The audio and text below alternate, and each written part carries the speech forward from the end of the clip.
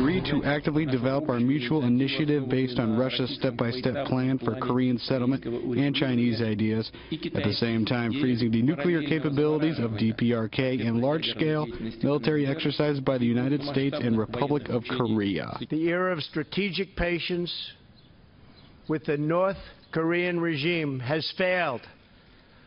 Many years, and it's failed. And frankly, that patience is over. The United States calls on other regional powers and all responsible nations to join us in implementing sanctions and demanding that the North Korean regime choose a better path and do it quickly, and a different future for its long-suffering people.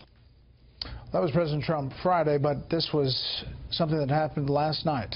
A firing of an ICBM, intercontinental ballistic missile, by the North Koreans. Just within this hour, the Secretary of State has released a statement saying, in part, global action is required to stop a global threat. Any country that hosts North Korean guest workers, provides any economic or military benefits, or fails to fully implement UN Security Council resolutions is aiding and abetting a dangerous regime. All nations should publicly demonstrate to North Korea that there are consequences to their pursuit of nuclear weapons, and we intend to bring North Korea's provocative action before the UN Security Council and enact stronger measures to hold the DPRK accountable. As you take a look at where this ICBM traveled, it was a splashdown about 480 miles away, but it's believed that this missile, a two-stage missile, could reach Alaska.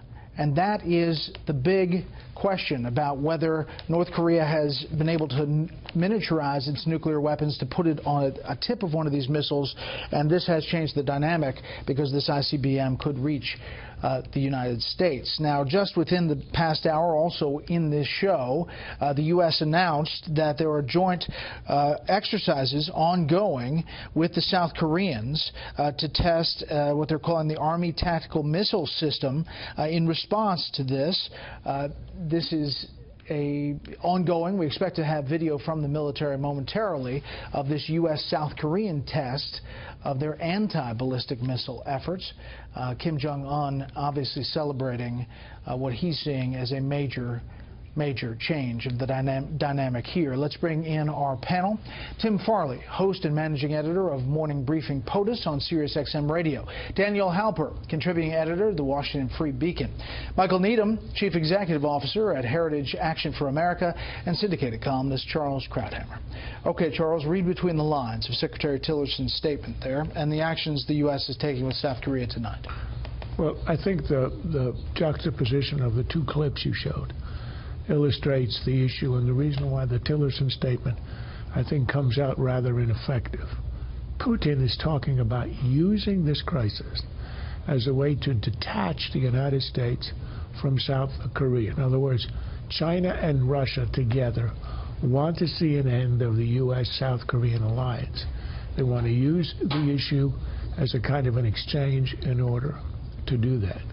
We see this, and we should see this, as a direct threat to the security of the United States. It's an ICBM that can hit U.S. territory, and that would be absolutely catastrophic. We have completely different understandings of what the threat is, and Tillerson's statement simply says it's not a U.S. problem, it's a global problem. It is not.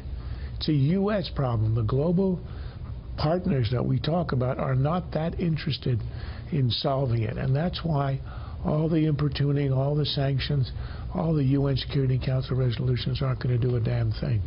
This is a threat to the United States, not to Russia, not to China, and therefore, as the President has said himself, we're going to have to solve the problem ourselves if we can.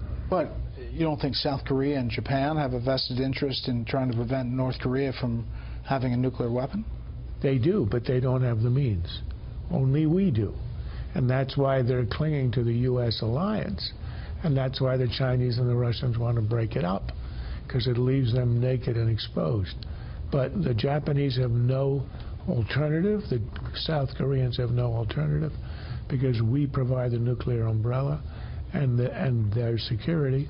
But we're being exposed as being impotent in doing this because we don't have the means to do it.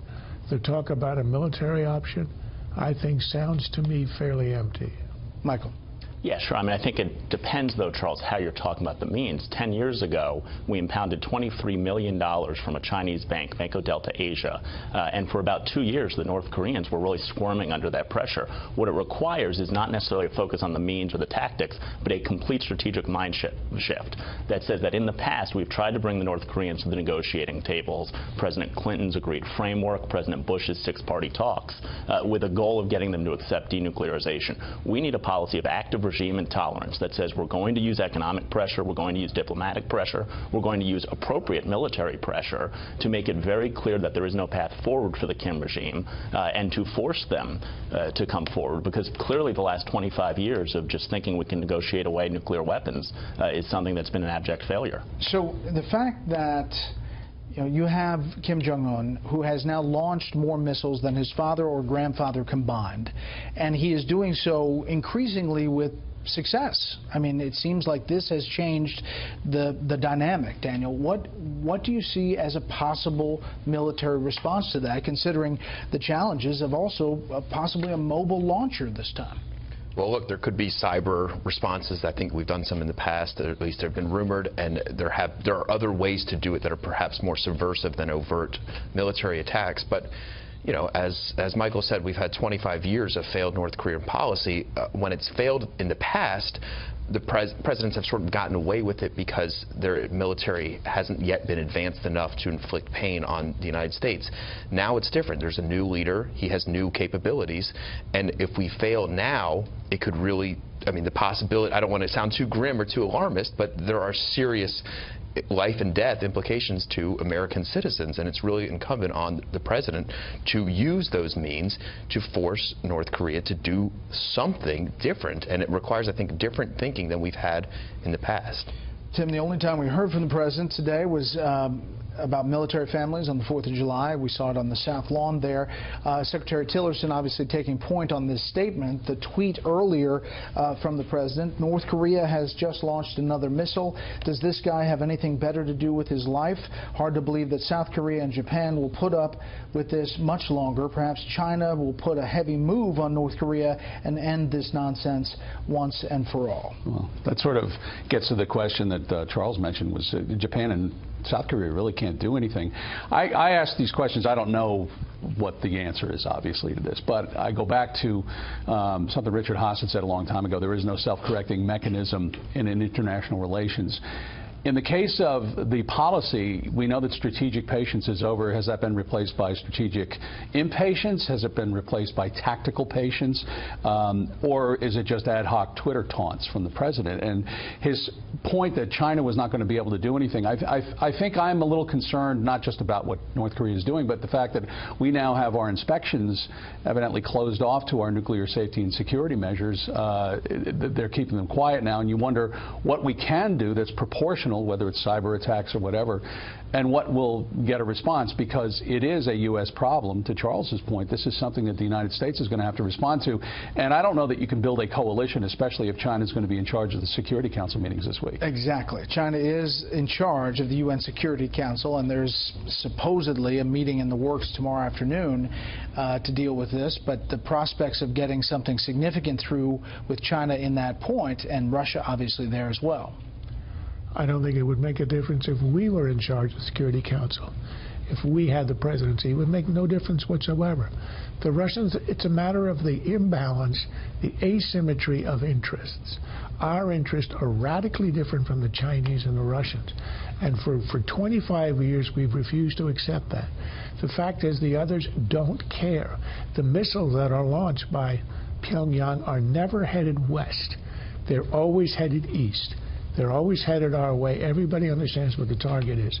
So either we're going to act on our own, which is what the president says he'll do, or, and we are approaching the point, we're simply going to have to accept a nuclear North Korea the same way that under Mao Zedong, who was a fairly radical anti-American communist, we accepted the fact that China went nuclear as well. At a certain point, you bow to reality and you try to live in deterrence. It's not easy, it's uncomfortable, but I think we're going to reach that point where either it's going to be a binary choice. You go to war or you accept a nuclear North Korea? A nuclear North Korea that clearly is trying to test missiles that get to the U.S. continental. Which is absolutely unacceptable. And during the Cold War, we didn't just come to terms with a Soviet Union that had nuclear weapons on ICBMs pointed at the United States. We engaged in a policy that said at every single turn we're going to figure out what is the most aggressive, appropriate response with regards to the Olympics, with regards to arms control, with regards to economic sanctions. Let's just remind everybody, the 2018 Olympics, the Winter Games, are in South Korea. All of those countries that are going to send athletes to South Korea are going to do so potentially under this umbrella of uncertainty and security. It's a fantastic point, and we need to make it absolutely clear that a nuclear-armed North Korea with weapons capable of reaching the United States under the Kim regime is absolutely intolerable to the United States. And that's where I think President Trump's comments on Friday were exactly spot on. It is time for a different mindset in approaching North Korea. All right.